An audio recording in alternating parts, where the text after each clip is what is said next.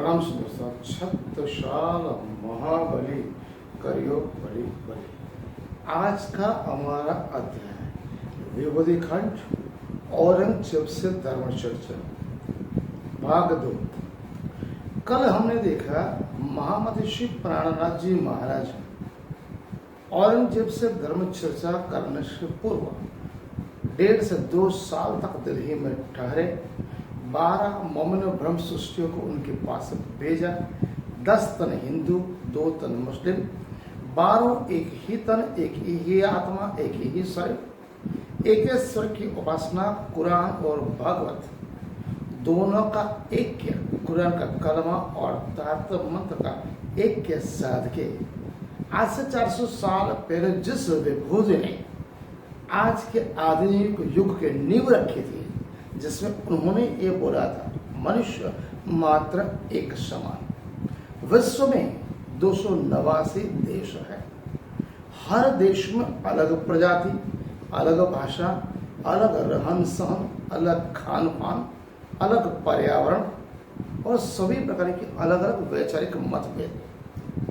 अकेले हिंदुस्तान में 300 से ज्यादा धर्म एवं 1000 से ज्यादा संप्रदाय। सत्युग, द्वापर, त्रेता और कलयुग समय पर महान विभूतियां हर देश में, अलग अलग देश में, अलग अलग परिस्थिति में, अलग अलग काल में इस पृथ्वी पर ब्रह्मांड में अवतरित हुई। उस समय की काल परिस्थिति, जाति, रहन सहन, खान पान, उसके हिसाब से उन्होंने धर्म चर्चा किया, आध्यात्मिक कल्याण किया, केवल और केवल मनुष्य मात्र के लिए। अगर हम देखे जाए तो आजकल जितने भी हजारों साल से सत्युग, द्वापर, त्रेता, कलयुग में धर्मगुरु, महान विचारक, धर्मगुरु, विद्वजन हुए, उन्होंने अलग अलग बातें की।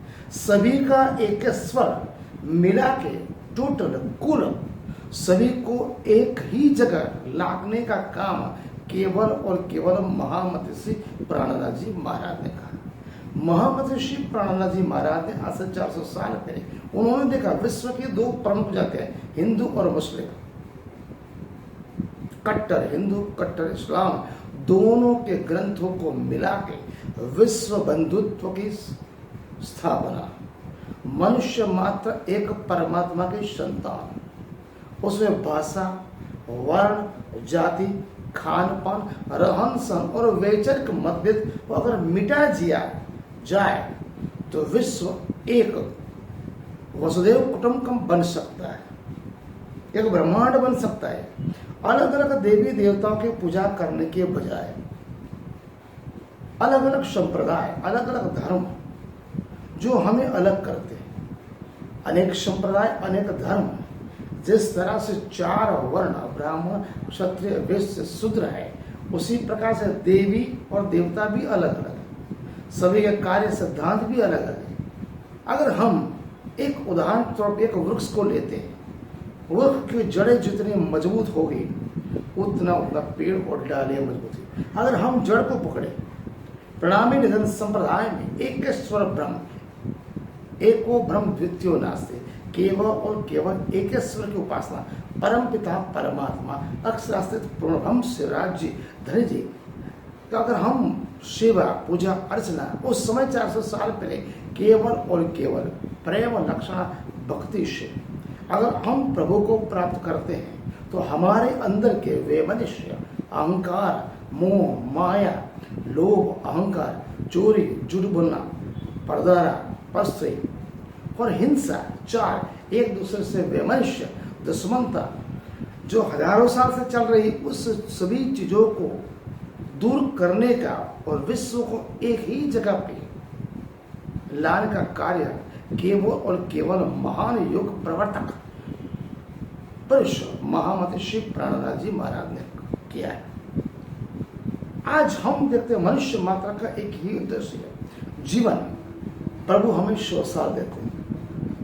जीवन का 1/3 भाग हम सोने में, 70 साल की उम्र में 21 साल सोना, 20 साल पढ़ाई लिखाई 41 हो गया, 5 साल नौकरी धंधा, 46, बाकी के 10 साल शादी, 56, 10 साल बच्चे बड़े हुए तो धंधे नौकरी पर लगाना, 66 लोग बचे कितने 4।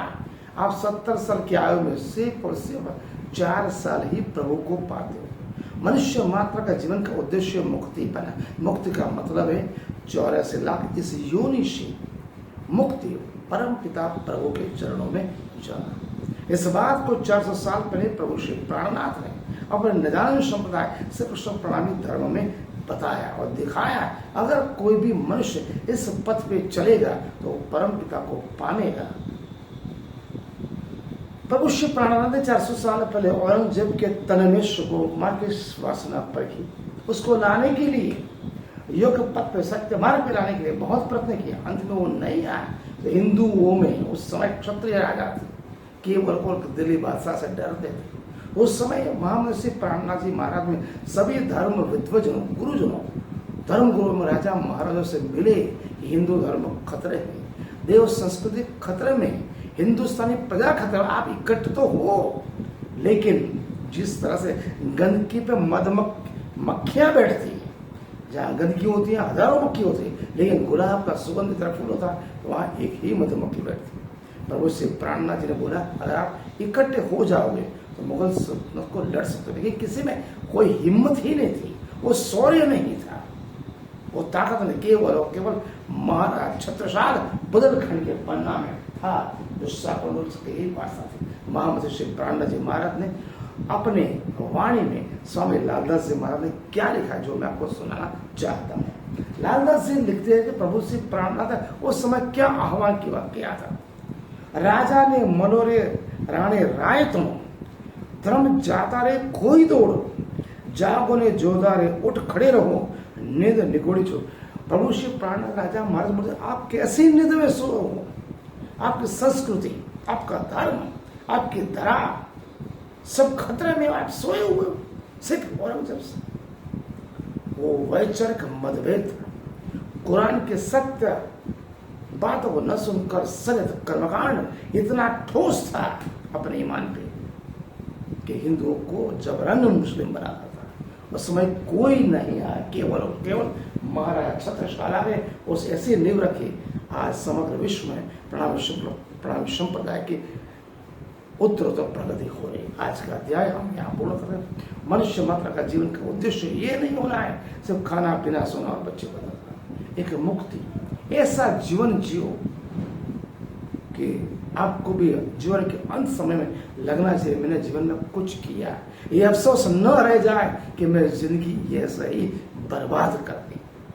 आज का अध्याय हम यहाँ पूर्ण करते हैं।